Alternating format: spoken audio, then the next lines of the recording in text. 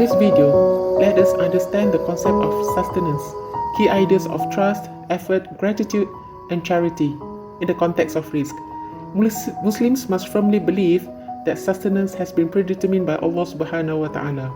When we deeply understand this reality, there will be no complaints and restlessness. Allah says in Quran, and it is Allah who provides sustenance to whomever He wills. Surah Al-Baqarah. This verse reinforces the belief that everything in our life is ultimately provided by Allah, and He alone controls the amount and nature of our sustenance. In Surah At-Talaq, Allah says, and whosoever fears Allah and keeps his duty to Him, He will make a way for him to get out from every difficulty, and He will provide for him from sources he never could imagine. And whosoever puts his trust in Allah, then He will suffice him. Verily, Allah will accomplish His purpose. Indeed, Allah has set a measure for all things. Brothers and sisters, if Allah can remove something you never expected to lose, Allah can also replace it with something you never dreamt of having. This ayah is so powerful that Allah promises whoever fears Him, He will make a way for the person who faces difficulties and provide him from sources he could never imagine. Knock and the door will open, ask and Allah will give. Ask Allah for even trivial and small things. So, brothers and sisters, do not lose hope. But why do people feel envy on others and try to bring each other down for a fortune that already has its share? Hasn't Allah already provided each of us with our own sustenance?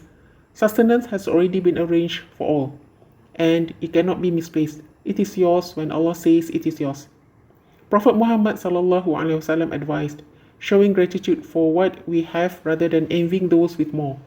This approach cultivates contentment and allows believers to recognize their blessings, thereby fostering a mindset that appreciates all forms of wealth. Wealth is broader, not only money, job that we have. In fact, a blessed family, good neighbors, and good health, those are forms of rizq that Allah provides us. May Allah protect us from jealousy and envy on others. Always remember, Allah's willingness rewards sustenance, good deeds will be ours. So believe and be content.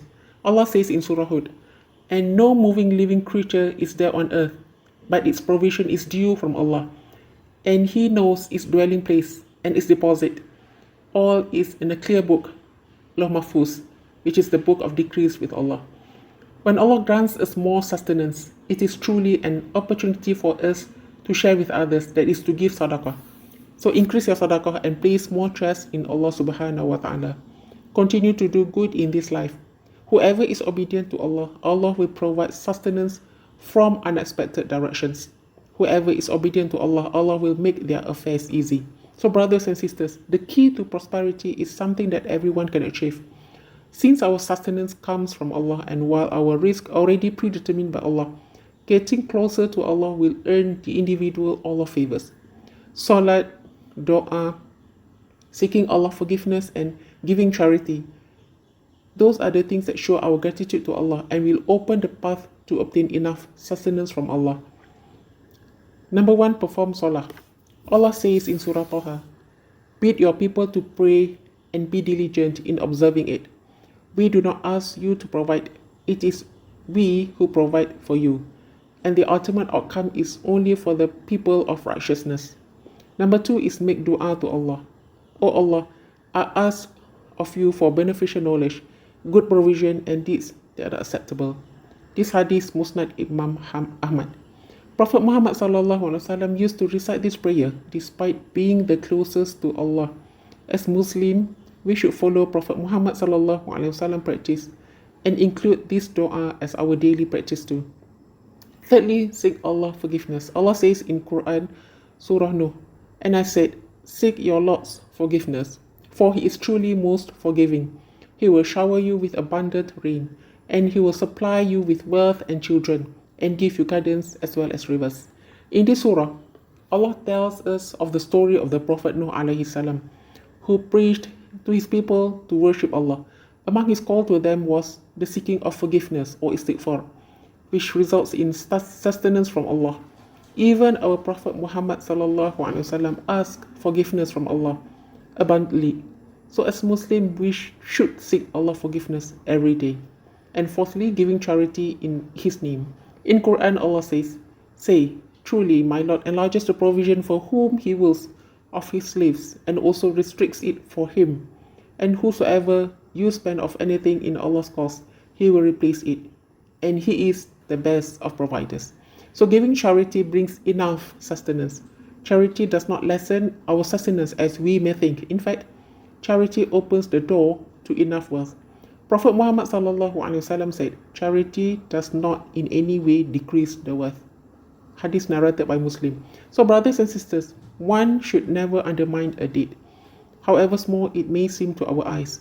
Other means to be blessed with enough sustenance include having taqwa and tawakkul. Having taqwa, that is mindfulness in Allah, and constantly having tawakkul, that is reliance upon Him. While Allah has predetermined sustenance, effort and proactive behavior are essential. Islam disapproves idleness and encourages proactive efforts to seek lawful sustenance. The Quran and Hadith stress the importance of using one's capabilities and opportunities to secure rizq through halal or permissible means. Al-Ghazali reported, Umar, may Allah be pleased with him, said, "Let not one of you refrain from working for his provision, supplicating to Allah to provide, while he knows that the sky does not rain gold and silver." Abu Turab reported, Hatim al-Assam, may Allah have mercy on him, said, "I saw all people doubting the matter of their provision, and I relied upon Allah Almighty. There is no creature on earth but that upon Allah is its provision. I realized that I am one among these creatures, so I do not preoccupy myself with anything that my Lord has already granted for me." Whether you are going through times of abundance or hardship, trust that Allah is the best provider, and His plan is always for the best. Every moment, every breath, and every provision are part of His wisdom. In Islam, Rizk teaches us to strive, to trust, and to be grateful. If you are grateful, Allah will give you more. It is a reminder that everything we have is a blessing, and that every step we take is part of the divine plan. May we all recognize and appreciate the sustenance Allah provides, and may we always strive to share it with others. Wallahu a'lam. Alhamdulillah ala kulli hal. There is always goodness in everything. May Allah protect us from the torment of fire in the hereafter and put us all in Jannatul Firdaus. Amin.